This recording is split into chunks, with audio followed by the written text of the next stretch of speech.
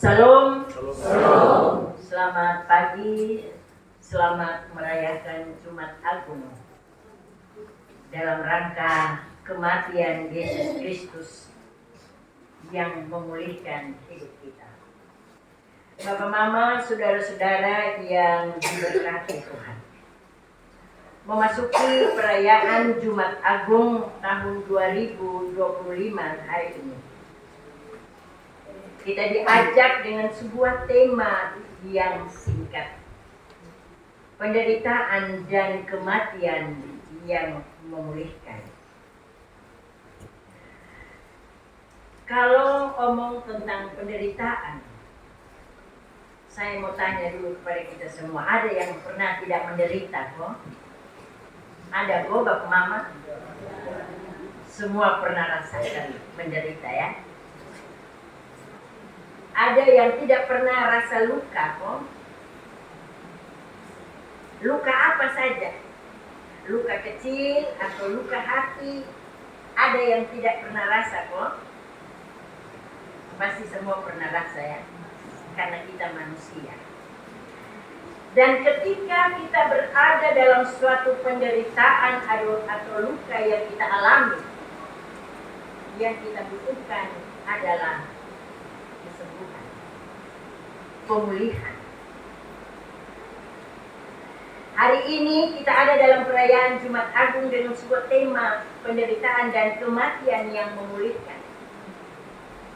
Pasti kita berpikir, kenapa ketika kita ada dalam penderitaan atau kematian selalu saja terkait dengan begitu banyak tantangan, pergumulan, persoalan yang kita hadapi dalam hidup ini. Luka, kalau sudah pernah kita rasakan atau tergores sedikit, mau memulihkan itu kadang-kadang sulit. Apalagi kalau luka hati. Misalnya saya kasih contoh hidup sehari-hari ya.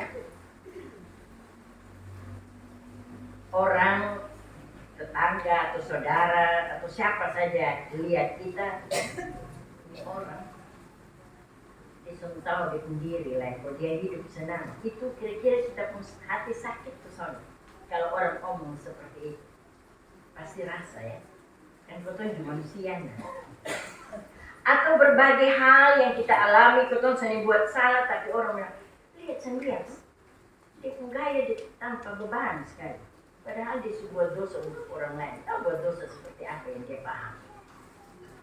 Pasti kita akan merasakan sakit itu. Dan ketika kita ada dalam situasi seperti itu, adakah di antara kita yang bilang begini, aduh, lebih baik beta kemana aku mati sapu daripada ini menderita terus-terus nih.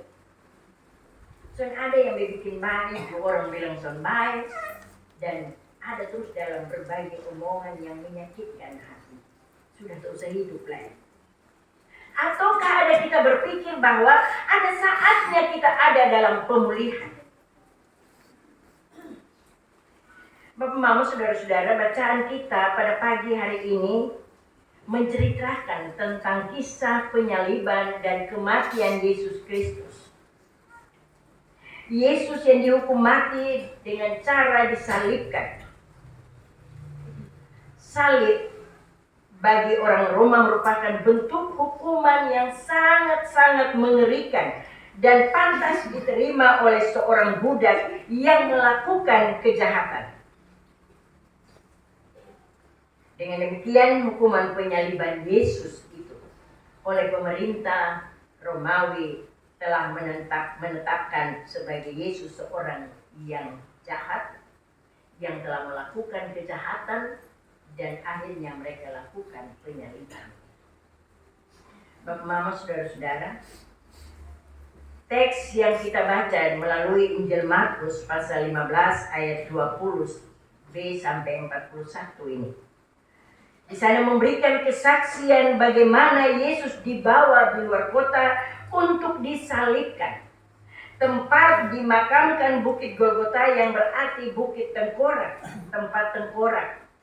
tempat orang-orang yang ditolak dan dibuang, orang-orang jahat yang harus ada di bukit tengkorak itu. Tempat para penjahat disalibkan, kepala dipenggal untuk ditonton oleh banyak orang sebagai orang yang jahat. Dan ini pesan yang sangat membuat kita juga berpikir secara logika. Aduh, Tuhan Yesus ini sudah pernah buat dosa, kenapa kok dia masih ada di itu bukit tengkorak? Jangan coba-coba masyarakat atau orang-orang melawan pemerintahan Roma. Jangan coba-coba. Pasti buat salah dia akan dipenggal atau dia akan ditaruh di bukit, disalibkan. Yesus disalibkan bersama-sama dengan 2 orang penyambung. Dalam cerita tadi, dalam bacaan kita tadi. Dosa manusia membuat Yesus tidak lagi diperhitungkan oleh dunia. Yesus dianggap sebagai seorang durhaka.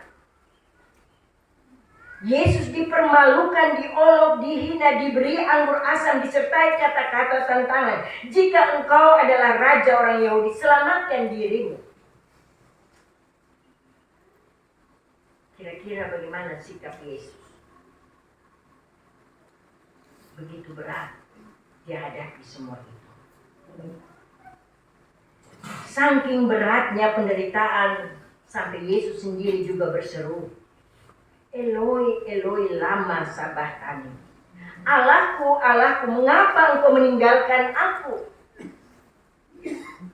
Seruan ini adalah bukti bahwa Allah sungguh-sungguh meninggalkan Yesus dalam penderitaannya. Kalau Yesus sampai sudah berseru, dia rasa dia sendiri. Dia tidak sanggup menanggung semua penderitaan. Sang Bapa meninggalkan anaknya bukan karena ia benci, tetapi karena Allah membenci dosa yang ditanggung oleh anaknya. Sebab itu Allah yang kudus. Kekudusannya menurut Allah tidak berkompromi dengan dosa. Sebab jika Allah membela anaknya Yesus Kristus yang menderita tersalib, maka manusia, bapak, mama, saudara-saudara dan saya, pasti kita binasa. Siapa yang mau rela berkorban untuk kita pun dosa? Siapa yang mau dicambuk? Siapa yang mau dihina? Siapa yang mau diolok? Potong baru hidup dan tetangga ke orang olok potong, saya di hari potong pemuka lu betul, akan balas lu. Begitu bapak, mama? Baru keluar satu kata saya yang kira-kira sakit di ketempun telinga, lu tunggu pembagian, dia akan cari selaku untuk balas lu. Dengan perkataan Allah meninggalkan Yesus dan berdiri di pihak kita supaya kita diselamatkan dan memperoleh hidup kekal. Bagaimana Yesus hadapi semua penderitaan itu? Yang pertama, saudara-saudara, Yesus taat. Taat dan tabah hadapi derita untuk memenuhi kehendak Allah Bapanya. Yesus taat mutlak dan tabah jalani derita memenuhi kehendak Allah Bapanya untuk menebus dan menyelamatkan manusia dari kebinasaan dosa. Ia tidak mengeluh. Ia tidak melarikan diri dari kesakitan yang ditimbulkan karena fitnah dan aniaya. Yesus tahu ia datang ke dunia untuk menyelamatkan orang-orang berdosa, termasuk bapak, mama, saudara-saudara dan saya. Itu sebabnya walau ia harus mengalami hinaan dan kekerasan yang paling buruk sekalipun, Yesus tetap jadikan agenda atau misinya penyelamatan Allah bagi saudara dan saya dengan tujuan utama agar kita bisa hidup. Hal yang kedua, saudara-saudara, ia menyerahkan hidup dan matinya ke dalam tangan Bapa di surga. Yesus mati dalam tangan Allah Bapa yang mengutusnya. Injil Markus memberi kesaksian bagi kita bahwa boleh saja Yesus mengalami penderitaan itu juga. sampai pada akhirnya dia harus mati di atas kayu salib. Kematian tidak bisa ditolak. Setelah mengalami penderitaan yang hebat di salib, menjelang pukul 12 siang, Yesus berseru, "Ya Bapa, ke dalam tangan-Mu kuserahkan nyawaku." Bapak, Mama, saudara-saudara yang diberkati Tuhan, dari sudut pandang Yesus, kematian di salib memang bukan untuk kepentingan dirinya, tapi untuk kepentingan Bapak, Mama, saudara-saudara, dan saya. Yesus menyerahkan nyawanya ke dalam tangan Allah. Nyata bahwa Yesus mati karena tunduk kepada kehendak Allah, dan Ia ingin agar menggantikan manusia jadi kurban penebus bagi kita. Bukti bahwa kematian Yesus bukanlah suatu kematian yang biasa. Bukanlah suatu kematian yang biasa terjadi yang menggempakan. Seperti kita tahu, kalau kita mengalami kematian, ya kita berpikir sudah selesai apa yang ada di dunia ini. Tetapi menurut Injil Markus dan Matius mencatat bahwa kejadian yang menggentarkan hati saat kematian Yesus itu membawa sesuatu bagi saudara dan saya. Matahari tidak bersinar selama 3 jam sehingga terjadi gelap gulita di siang hari. Coba kita bayangkan, kalau gelap gulita di jam 12 siang, kira-kira apa yang kita pikir dalam otak kita? Itu bertanda bahwa suatu langit menceritakan tentang kebesaran kuasa Kristus di depan mata banyak orang. Peristiwa alam yang menggemparkan ini jadi penggenapan akan membuat Nabi Amos, bahwa pada hari itu akan terjadi, aku akan membuat matahari terbenam di siang hari dan membuat bumi gelap pada hari yang cerah. Kita lihat juga tirai bait suci terbelah 2. Tanda tidak ada lagi jurang antara Allah dan manusia. Di dalam kematian Yesus itu, setiap orang boleh menghampiri Allah dan beribadah kepadanya dengan bebas. Terjadi gempa bumi dan bukit batu terbelah. Kuburan-kuburan terbuka dan banyak orang kudus yang meninggal dibangkitkan dan berjalan masuk ke kota, menampakkan diri kepada banyak orang. Itu berarti bahwa ketika kematian kita tidak harus larut dalam duka, karena ada suatu kemenangan yang Dia siapkan lewat kebangkitan. Kepala pasukan dan prajurit-prajurit sangat takut dan mengaku sungguh bahwa Ia adalah anak Allah. Biasanya potong kalau belum terjadi sesuatu yang menggemparkan, kan potong iman belum percaya. Saya masih ingat lagi suatu cerita ketika saya bertugas di Tarus Barat tentang yang penampakan Yesus di Oehena. Saya percaya bahwa orang Tarus Timur juga sampai di Oehena. Ada kok yang sampai di Oehena. Saya juga termasuk. Ini penderitaan itu karena mau menyaksikan. Ini sepertinya pokoknya jadi Thomas waktu itu. Padahal ada hujan, angin, banjir, badai, maka tuh bergerak gue. Gila, tapi sampai di Oehena. Bisa bersana nggak apa? Tidak saja di Oehena, tapi di Kupang, di toko-toko orang penampakan salib. Dan waktu itu kira-kira kemana Bapak Mama pun pikir. Kami juga terbuai dengan hal yang sepertinya ini soalnya mungkin, tapi nah memang kalau gempa, kadang-kadang kaca retak, kok mulai halusinasi, itu salib, itu Yesus ada tampak di sana. Dan hendak itu menjadi pusat perhatian.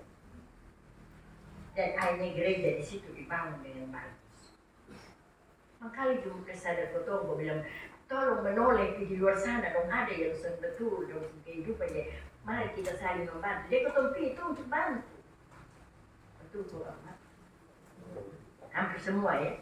Pasti dari mulai Tarus Barat sampai Noi Baki, semua pada lari ke OEN. Termasuk saya juga. Dulu mari semua pendeta, kau masih dulu apa sih? Kau tuh lihat mujizat di sana terjadi. Apalagi peristiwa Yesus itu. Tabir baik Allah terbelah, jam 12 jadi gelap.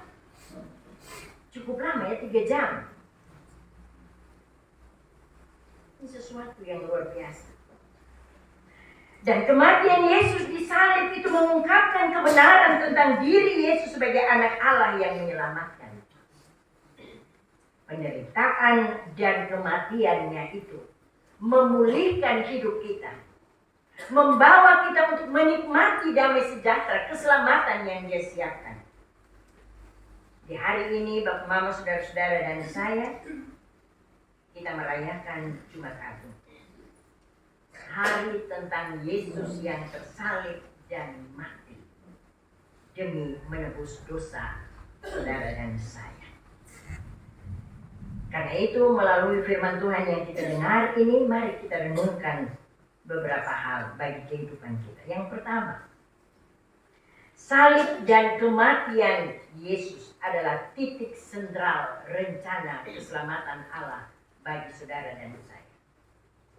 Salib Kristus adalah realitas penderitaan sekaligus berkat pengharapan bagi saudara dan saya sebagai manusia yang hidup sekarang ini. Bukan saja bagi manusia yang hidup 2000 tahun yang lampau. Penderitaan karena manusia dibelenggu oleh dosa, tapi berkat pengharapan karena manusia ditebus dan diselamatkan oleh Allah di dalam Kristus Yesus, maka kita hidup sampai saat ini.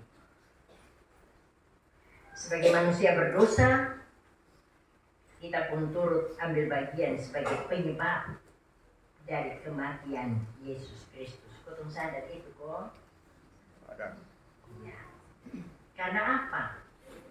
Potong pembuat dosa ini jangan bilang kalau kita ada di gereja ya pasti sedang berdosa. Mabar keluar sedikit di halaman gereja, jangan orang bikin kesal. Ini hari dunia semua kebalik. Di Tarus ada kok. Saya jadi malu deh, karena saya hidup cukup lama di daerah sini, 7 tahun.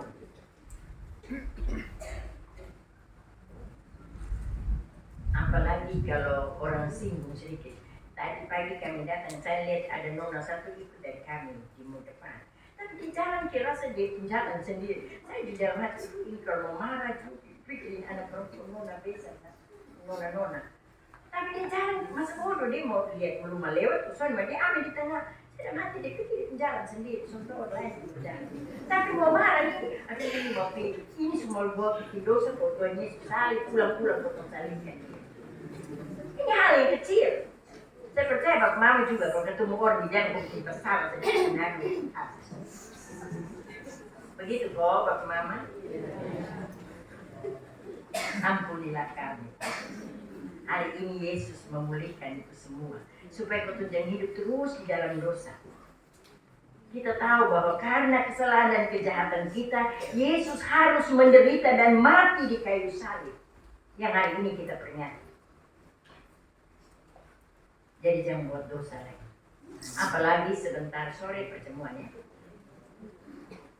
Turut ambil bagian dalam perayaan, makan dan minum sehidangan dengan Tuhan Yesus. Keluar jangan buat dosa lagi. Tapi kadang-kadang kalau ngomong begitu dong, memang pendeta, kok tuh cuma manusia. Pendeta itu bisa buat dosa, karena kalau pulang kau terpujuk anak-anak dong bikin aneh-aneh, pasti juga. Aduh, kalau mau marah juga marah. Mau pertemuan sebentar. Kasih sabar dulu, kasih sabar. Bukan saja anak-anak, juga bisa saja suami, bisa saja istri. Itu kok kata pendeta dua-dua. Suami dibikin mata hati. Saya tanya untuk yang pendeta, kalau pasti saya juga rasakan itu. Kadang-kadang saya bilang, terlalu mana semua. Sudah nih, pelan-pelan sedikit. Ya. Seperti tadi pagi, ini baru jam 6. Siap sudah ini kau tunggu jangan beri sampai ditaruh sana. Tapi Papa kau taruhnya 15 menit. Iya, kok ibu yang bawa kendaraan, ibu tahu 15 menit. Ya ini juga dosa yang kecil-kecil kau buat tanpa kita sadar. Ada toh Bapak Mama? Ada. Apalagi kalau ibu-ibu majelis keluar pelayanan baru siap makan minum. Itu suami dong ini hari sudah tidur saya di Tuhan ke rumah saya. Saya pendeta juga rasakan itu. Karena kami beda profesi, satu pegawai negeri, satu pendeta. Jadi pegawai negeri dia urusan sana, pendeta urusan sini. Nah kadang-kadang kalau saya 10 sampai malam-malam, Pak suka bilang, ketembak kasus, cakep. Saya tidak tahu adik pendeta, kakak pendeta dong, suami seperti itu. Tapi kadang-kadang saya pikir, saya dalam hati, Papa omong nanti kalau Tuhan suka tuh dari mulut, dari Papa, baru sadar. Karena dulu masih muda kan biasanya pelayanan itu tanpa pikir. Apalagi kalau baru satu anak, kita itu orang tua ada kursus satu anak deh. Gampang penting di pelayanan di kursus. Jadi satu saat saya ada rapat, kami sudah sampai jam ini rapat kalau seruna. Biasanya sidang majelis itu sidang jemaat seru terlalu. Itu bisa sampai pagi-pagi. Nah ini karena serunya sampai jam 3 subuh. Pak telepon sama saya, Mak belum selesai kok. Belum. Sampai bawa kasur saya bilang, kalau Papa bawa kasur saya lebih suka dan saya tidur di saya bawa ke rumah. Tapi apakah Pak bisa tidur sendiri di sana? Penderitaan juga sendiri. Tapi bukan itu saja, kadang-kadang saya tidur sendiri kan penderitaan karena suami pegang dia sebenarnya. Nah saya juga mati, ini penderitaan babalas. Tapi seperti itu hal-hal yang kecil yang kita alami ya. Kadang-kadang itu jadi dosa bagi kita. Sampai ketika ini saya omong karena saya punya pengalaman. Ketika Pak omong seperti itu saya bilang, oh baik. Tiba-tiba kamu di rumah bilang, Mama pulang bu, kenapa? Papa sakit. Hah? Sakit? Saya dalam hati ini sudah Tuhan coba. Tapi pulang karena mungkin dia malaria. Papa tadi beromong dan saya kenapa?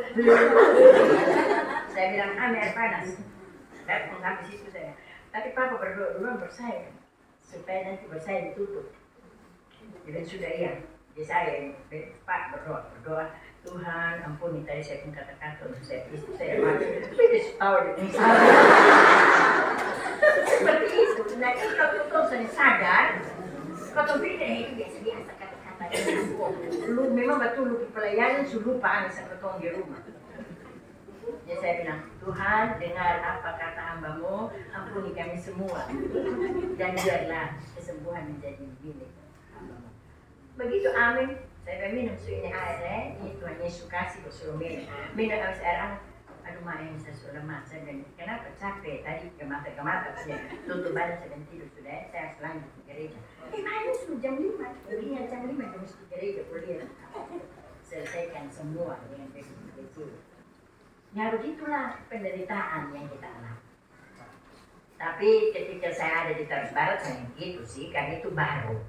Nah semakin lama dia kadang-kadang udah isu pendeta itu masih lama-lama juga semua bersidang bikin apa di sana kalau lama-lama. Majelis kalau bawa orang ketemu bilang, lu stop sudah ini hari lu bangun jalan juga, dia lu jangan datang kurang sebelum 5 menit. Kita harus ada kok.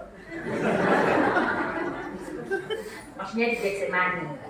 Apakah dalam sidang tak selesai atau majelis semua harus berbicara.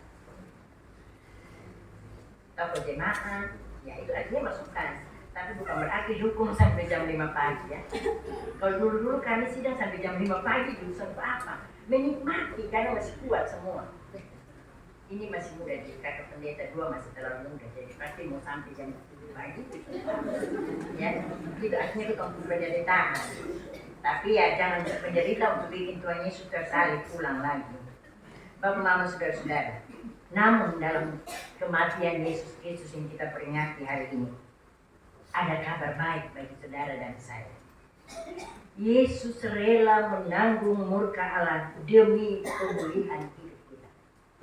Mau Bapak Mama terima itu pemulihan? Ya. Hal yang kedua, ikut Yesus berarti kita harus siap menderita dan mati. Tapi tidak sekedar menderita, mati dan stop di situ. Tapi pasti ada kemenangan, yaitu kebangkitan. Hidup sebagai orang percaya tidak pernah bebas dari berbagai derita dan tantangan hidup.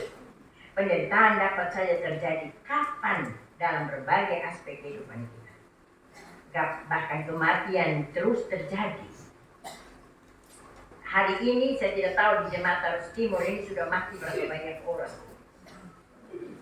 Tapi kami di Laba, Jemaat Alpomega itu, dari bulan Januari sampai sekarang sudah 40 orang sampai bulan April ini. Yang mati juga bukan hanya orang tua saja, tapi juga ada anak-anak dalam berbagai kehidupan. Karena itu kita perlu ingat, tidak ada jalan yang gampang dan enak dalam hal mengikut Yesus. Dia sudah rela berkorban bagi kita, mati di atas kayu salib. Mari kita jalani hidup sesuai dengan kehendaknya. Jangan menyakiti dia lagi lewat sikap hidup kita, tutur kata kita setiap hari. Sedikit-sedikit tutur kata yang bikin sakit dia, itu dia tumpuk, pasti menjadi beban yang luar biasa untuk Yesus pikul bagi kita. Tidak ada kemuliaan tanpa salib dan kematian yang dijalani oleh Yesus. Kadangkala karena iman kepada Kristus yang mati dan tersalib itu, kita harus mengalami kenyataan seperti Simon orang Kirene dipaksa untuk memikul salib Yesus. Namun dalam menghadapi penderitaan kita dapat belajar dari teladan Yesus itu. Ia taat dan fokus pada kehendak Allah. Kalau kita ada dalam penderitaan, dalam berbagai tantangan, tetapi ketika kita menempatkan Yesus di atas segala-galanya, kita mampu melewati tantangan dan penderitaan. Amin. Amin. Apalagi orang bilang dunia sekarang terlalu susah. Susah tidak tahu, saya juga bingung susah dalam hal apa. Tapi saya juga pikir betul. Ketika saya masih jadi pendeta, maksudnya masih aktif, saya bekerja, saya ditaruh sini, juga turun sawah, ditanam sawah. Sampai dia bilang, nih pendeta ini kan orang itu tahu mengerti sawah. Saya bilang, buat sama kekir, betul bukan manusia, kok ketusan dia tahu cara tanam kok. Jadi coba masuk sawah. Dan begitu saya pindah juga di Labat, ada jemaat bilang, aduh mama jangan turun ke sawah deh, ikut pilih lumpur. Saya bilang sama apa? Dari lumpur itu kita menikmati kan. Di mari betul kerja. Mereka juga heran-heran sampai saya pergi dengan ini baju karena mau tanam dipakai di baju. Mama mesti pakai celana pendek supaya masuk di sana. Nah, lumpur loncat sampai apa baju satu jadi yang penting bisa tanam. Tapi ketika saya selesai dan emeritasi di Alpomega Lambat, saya baru merasakan susah. Kenapa? Pasti bapak mama tanya, suruh pensiun kan lebih enak, lebih tenang, betul, bisa melewati masa pensiun itu enak. Tapi susahnya itu yang mungkin sekarang juga dialami. Harga beras naik tinggi. Kalau waktu di jemaat makan jagung pun enak. Sampai saya keluar dari jemaat itu saya bilang, aduh kalau ada jagung ini saya rasa mau mati. Cuma ini mama suruh lidah timur. Saya bilang bukan orang timur, semua orang juga makan jagung. Bosan sampai orang barat bosan makan jagung. Dan mau beli beras 5 kilo harga berapa bapak mama tahu? 78. Tapi kalau masuk sawah tanam panen padi, satu belek saya ketemu makan berapa? Biasa dong kasih kalau ikut panen sama-sama saya ikut panen ini dong bilang, mama ini hari mama punya 3 karung saya dia mati. Puji Tuhan, mau gitu pensiun 3 karung dia. duduk ke cari uang kau beli, belanja di toko sana kau beli ini rumput dan pagi beras yang sonjelan sih kau mesti beli kau makan. Kalau kau tanam sendiri, kau tahu itu isinya seperti apa. Jadi saya waktu kembali ke Lampung saya bilang dong, bosok ada tanam padi, nah panggil saya kau tanam, mama ini sudah tua masuk di sawah. Saya bilang kau kenapa? Kau saya masih kuat. Beli beras mahal. Baru kami 2 minggu 5 kilo. Padahal kami di Sontarol banyak orang, hanya 2 orang yang itu sama. Potong pemakan juga kuat, mati pasti kerja ya pasti harus makan. Saya contoh mama kan mana? Oh di Taruh kan banyak padi ya, banyak sawah. Seperti saya dulu itu pada akan susah, soalnya akan tiket itu beras. Pokoknya begitu habis bulan kalau sawah ini, pendeta penjata. Seperti juga waktu saya di Lampung. Jagung datang sampai saya bingung, jagung mau kenapa? Bagi kalau aku semua datang aku ambil jagung. Itu jagung gimana ya kamu mari ke jemaat ada kasih aku ke makan. Tapi si pensiun mau makan jagung, dipikir 7 kali. Tapi sampai di jemaat saya bilang kalau bosok kasih makan saya roti saya perlu jagung saya siap di situ. Ya itulah penderitaan. Ya kita hari-hari orang bilang susah, ini dia begini susah pikir. Yang biasa susah pikir itu ibu-ibu. Kalau bapak-bapak langsung tahu pulang dari kantor pun dari mana tidak tahu makan. Tapi ibu-ibu coba pasar. Tomat sunai, ini hari sekarang lombok pun harga 1 kilo berapa 10.000. Ya mama tahu. Dulu kalau di jemaat tanam sendiri kok di muka rumah ada tiap hari bisa panen makan mau kuah itu. Sekarang dibeli di pasar. Kemarin saya bilang di jemaat, mama kalau bikin ke saya lu ada, mama lombok mahal. Dia tanya mahal berapa? Nanti saya beli, mama picu tanya. Padahal dulu kita tanam cuma belum panen. Karena saya kepingin makan luat, saya bilang kalau bikin ke kami luat. Betul itu jadi lombok. Susun jadoi lah ini hidup. Tapi ya, kita harus percaya bahwa hari ini kita ada dalam perayaan penyertaan dan kematian Yesus Kristus itu akan membawa kita memulihkan hidup kita untuk tidak terus ada dalam penderitaan. Amin kok. Kita yakin bahwa Tuhan sumber segala berkat terus menyertai kita dalam berbagai pergumulan hidup kita. Sehingga ketika kita ada seperti ini, kita harus bilang gini, mari kita terus bergumul dekat dengan Tuhan supaya kita bisa ada jalan keluar dari segala penderitaan yang kita alami. Karena kita percaya Yesus adalah Sang Immanuel, Allah yang menyertai kita di setiap beban dan pergumulan hidup kita sepanjang hari. Jangan ragu akan kasih dan penyertaan Tuhan. Dan itulah berita sukacita ketika kita merayakan kematian Yesus Kristus. Bukan kita harus sedih, putus asa, dan dulu diam, tapi kita harus tetap memiliki iman dan pengharapan bahwa kematian Yesus merupakan jaminan keselamatan bagi bapak mama, saudara-saudara dan saya. Tuhan memberkati kita dengan firman-Nya. Amin.